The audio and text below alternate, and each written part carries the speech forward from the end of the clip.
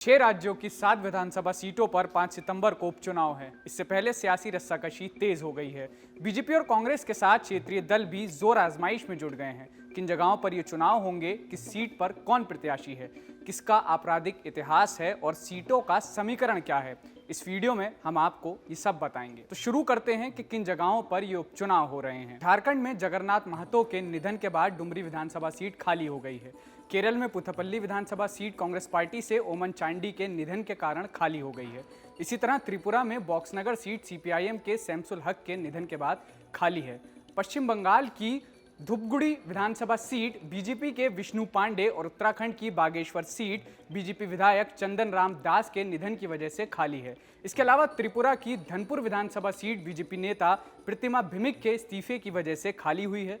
उत्तर प्रदेश में घोसी विधानसभा सीट दारा सिंह चौहान के समाजवादी पार्टी से इस्तीफे के बाद खाली हुई है। अब आपको बताते हैं कि किस सीट पर कौन प्रत्याशी है। घोसी में बीजेपी ने दारा सिंह चौहान को उम्मीदवार बनाया है। उन्हें एनडीए का समर्थन प्राप्त है, जबकि समाजवादी पार्टी ने सुधाकर सिंह को प्रत्याशी बनाया है, जिसे इंडिया दल का समर्थन है। बागेश्वर सीट पर बीजेपी ने पूर्व विधायक चंदन राम दास की पत्नी पार्वती देवी को मैदान में उतारा है, जबकि कांग्रेस की तरफ से बसंत कुमार उम्मीदवार हैं।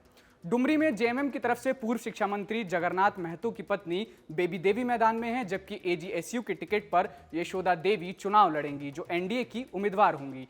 एआईएमआईएम ने अब्दुल मोबिन रिजवी को टिकट दिया है। धुपगुड़ी में बीजेपी ने तापसी रॉय को टिकट दिया है। टीएमसी ने राजवंशी समुदाय से आने वाले प्रोफेसर निर्मल चंद्र रॉय को टिकट दिया है, जबकि सीपीआईएम ने ईश्वर चंद्र रॉय को प्रत्याशी बनाया है। कांग्रेस ने उपचुनाव में किसी को टिकट नहीं दिया है। पुथुपल्ली में बीजेपी ने जी लीजन लाल को प्रत्याशी बनाया है। कांग्रेस के नेतृत्व वाले यूडीएफ ने ओमन चांडी के बेटे चांडी ओमन को मैदान में उतारा है। इसके अलावा सीपीआईएम के नेतृत्व वाले एलडीएफ की तरफ से जैक्सी थॉमस उम्मीदवार हैं। बॉक्सनगर में सीपीआईएम ने मिजाज हुसैन और बीजेपी ने तवस्सुल हुसैन को टिकट दिया है, जबकि कांग्रेस और टीपरा मोथा पार्टी ने वामदल को समर्थन का ऐलान किया है। धनपुर में सीपीआईएम की तरफ से कौशिक चंदा, जबकि बीजेपी ने बिंदु देवनाथ को मैदान में उतारा है। यहां पर भी कांग्रेस और टीएमपी ने वामदल को समर्थन का ऐलान किया है। आइए अब जानते हैं कि किन प्रत्याशियों का क्रिमिनल रिकॉर्ड है। एडीआर की रिपोर्ट के मुताबिक घोसी सीट से बीजेपी उम्मीदवार दारा सिंह चौहान पर 2 आपराधिक केस दर्ज हैं, जबकि समाजवादी पार्टी प्रत्याशी सुधाकर सिंह पर 8 क्रिमिनल मामले रजिस्टर्ड हैं। डुमरी सीट से एआईएमआईएम प्रत्याशी अब्दुल मोबिन रिजवी पर 1 क्रिमिनल केस पेंडिंग है। पुथुपल्ली सीट से एलडीएफ प्रत्याशी जैक्सी थॉमस पर 8 आपराधिक मामले दर्ज हैं। बीजेपी के जी लिजनलॉल पर 5 और कांग्रेस के चांडी ओमन पर 4 केस दर्ज हैं। बॉक्सनगर सीट पर सीपीआईएम प्रत्याशी मिजाज हुसैन पर 1 केस दर्ज है। कुछ ऐसा ही हाल बीजेपी के तफज्जुल हुसैन का है, जिन पर 1 मामला दर्ज है।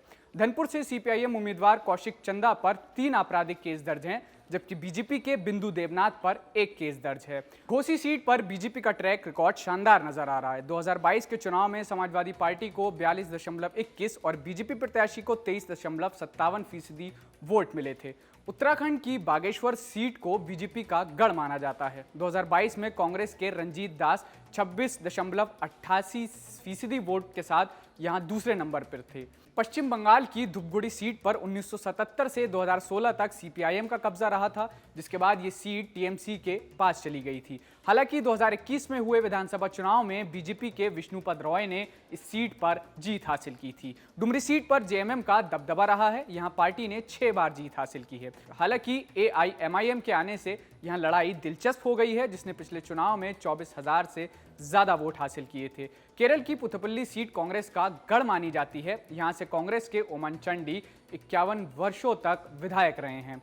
त्रिपुरा की धनपुर सीट पर वाम दल का एक छत्र राज हुआ करता था, लेकिन 2023 के विधानसभा चुनाव में बीजेपी की प्रतिमा भौमिक ने पहली बार जीत हासिल कर सीपीआईएम को करारा झटका दिया था।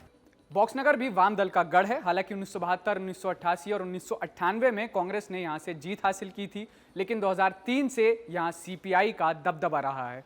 अब इन सीटों पर 5 सितंबर को वोट डाले जाने हैं, जिनके नतीजे 8 सितंबर को घोषित होंगे।